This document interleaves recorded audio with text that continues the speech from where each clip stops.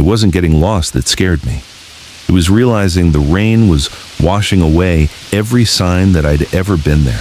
I think about that weekend every time I hear heavy rain on my roof, because I still don't know whether the man I met was trying to save me or making sure nobody else could. It happened in northern Washington during a weekend camping trip I'd planned for months. The forecast called for light showers overnight, but sometime after lunch the sky turned almost black. Within minutes, the trail became a stream. Water rushed down the hillside, filling footprints almost as soon as they appeared. I decided to head back early before things got worse. About half an hour later, I reached a section of trail I didn't recognize. At first I blamed myself. Every tree looked the same in the rain, and the fog made it impossible to see more than 30 yards ahead. I checked my GPS. It had no signal. My paper map was soaked badly enough that the ink had started bleeding. I kept walking, convinced I'd eventually recognize something. Instead, I found an old picnic table sitting alone beside the trail. It looked abandoned. One bench had collapsed and moss covered most of the wood. Sitting in the middle of the table was a steaming metal coffee mug. I stopped immediately. Someone had been there only moments earlier. I called out, "Hello?" Nothing. Just rain pounding against the leaves. I waited another minute before walking away.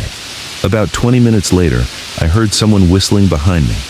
It wasn't a tune, just 3 short notes repeated every few minutes. I never saw who was making them. Eventually, the trail opened onto an old logging road where I spotted a man wearing a dark rain jacket standing beside a silver SUV.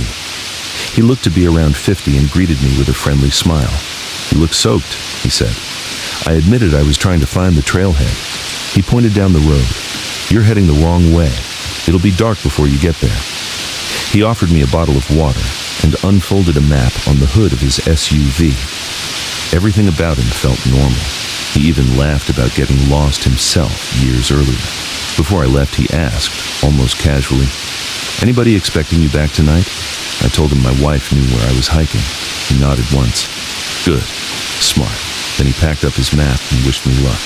I walked in the direction he'd pointed, but after another hour, I realized I hadn't seen a single trail marker. The rain was even heavier now. I turned around, hoping to find the logging road again, but I couldn't. That's when I heard an engine somewhere in the distance. Relief washed over me until I realized the sound wasn't moving. It stayed in one place, idling for several minutes before shutting off. By then, it was nearly dark. I finally stumbled across a small emergency shelter maintained by the Park Service. The door was unlocked. Inside were 2 bunks, a table, and an emergency radio that had been damaged by water years earlier. Someone had recently lit a fire in the stove because the ashes were still warm. I hadn't seen another person since the man with the SUV. Around midnight, headlights swept across the small window. A vehicle had stopped outside. I stayed perfectly still. Someone knocked once, not loudly, just enough to let me know they were there. "You okay in there?" a man's voice called. It sounded familiar, but I couldn't place it. I didn't answer.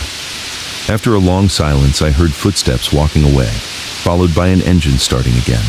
I waited until sunrise before opening the door. Tire tracks covered the mud outside the shelter, but the rain had blurred them so badly they could have belonged to almost any vehicle. Less than an hour later, I reached the main access road and was picked up by a park ranger. When I mentioned the silver SUV, he frowned.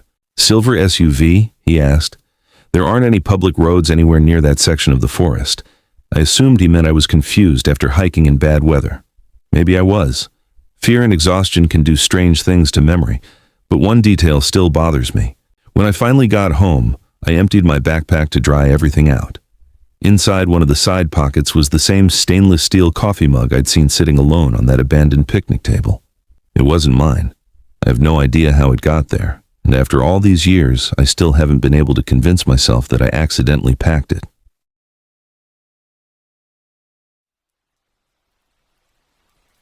The rain started so quietly that I almost didn't notice it. One minute I could hear birds somewhere above the trees, and the next there was nothing except water dripping through the branches. Looking back, that's the moment I should have turned around. I still think about that afternoon more than any other day of my life, not because I got lost, but because I became convinced someone else was making sure I stayed that way. It happened during a solo hike through a state forest in Oregon a few years ago. The trail was popular enough that I passed several people during the first hour, but after the rain picked up, everyone seemed to disappear. The forest changed completely. The trees blocked most of the daylight, fog settled between the trunks, and the sound of the rain drowned out everything else. My phone had no signal, which wasn't unusual, and I wasn't worried. I knew the trail looped back toward the parking lot. I just had to keep walking. About an hour later, I reached a narrow wooden bridge crossing a creek. Standing in the middle of the bridge was a bright yellow raincoat hanging over the railing. No backpack, no boots underneath it, just a raincoat swaying gently in the wind. I called out, thinking someone might have dropped it by accident. No answer. I looked over the railing into the creek, expecting to see someone fishing or collecting gear, but there was nobody there. I left it alone and continued hiking. Less than 15 minutes later, I saw the same raincoat again. This time it was hanging from a low branch beside the trail. I stopped walking immediately. I knew it had to be a different one. There was no possible way I had walked in a circle that quickly. I tried convincing myself someone had picked it up from the bridge and carried it ahead of me, but I hadn't passed anyone. The rain was falling harder now, making it difficult to see more than 50 yards through the trees. I kept moving, telling myself I was letting my imagination get ahead of me. Eventually, the trail widened into an old gravel road. Fresh tire tracks cut through the mud, even though I hadn't seen a vehicle all day. As I followed them, I noticed another set of tracks beside them. Boot prints. They appeared for a few yards, disappeared into the trees, then came back onto the road farther ahead. It looked like someone kept stepping off the road every time they heard something coming. I told myself it was probably a hunter avoiding puddles, but hunting season hadn't started yet. I checked my map. According to it, I should have reached the parking lot nearly 30 minutes earlier. That's when I realized I hadn't seen a trail marker in almost an hour. Before I could decide what to do, I heard an engine somewhere behind me. I turned around expecting to see a ranger truck. Instead, a faded green pickup rolled slowly through the rain. It stopped about 30 feet away. The driver rolled down his window just enough to speak. "Need a ride?" he asked. He was probably in his 60s with gray hair and a friendly smile. Nothing about him immediately seemed threatening. "I think I'm on the wrong trail," I admitted. He nodded toward the passenger seat. "Hop in. I'll take you back to the main entrance." I thanked him, but said I preferred to walk. He didn't argue. He simply smiled again and said, "Suit yourself. Just don't head farther east. The bridge washed out this morning." Then he drove away. I stood there for a moment wondering how he knew which direction I planned to go. I hadn't said anything. I looked at my map again. There wasn't even a bridge marked to the east. I kept following the road until it split in two. One branch looked freshly driven on. The other was almost completely overgrown. I chose the overgrown one because it matched the direction my map suggested. 10 minutes later, I heard the truck again. This time it came from somewhere ahead of me. That shouldn't have been possible. I never saw it pass.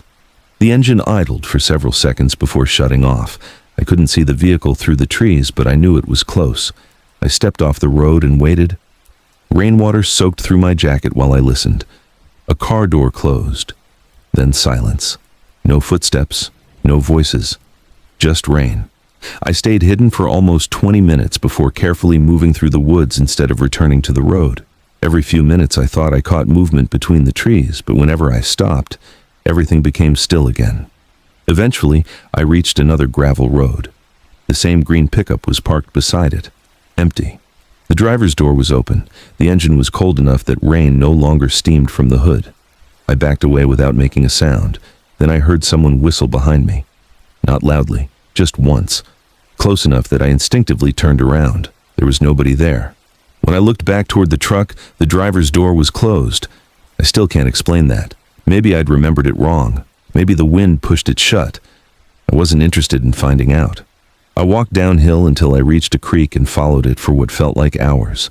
Just before dark, I found a paved maintenance road and flagged down a utility truck. The driver let me sit inside while we waited for deputies. I told them about the green pickup and the man who'd offered me a ride. They searched the roads before nightfall, but didn't find anyone. One deputy looked at my map and quietly pointed to the place where I'd first met the driver. "That's strange," he said. "There hasn't been a drivable road there in almost 15 years. I assumed he meant I was mistaken about the location. After hiking for hours in heavy rain, that seemed like the most reasonable explanation. Even now, I think that's probably what happened. But every time it rains hard enough to drown out the sounds around me, I remember standing alone on that gravel road, watching a truck disappear into a forest where, according to the maps, no road should have existed at all.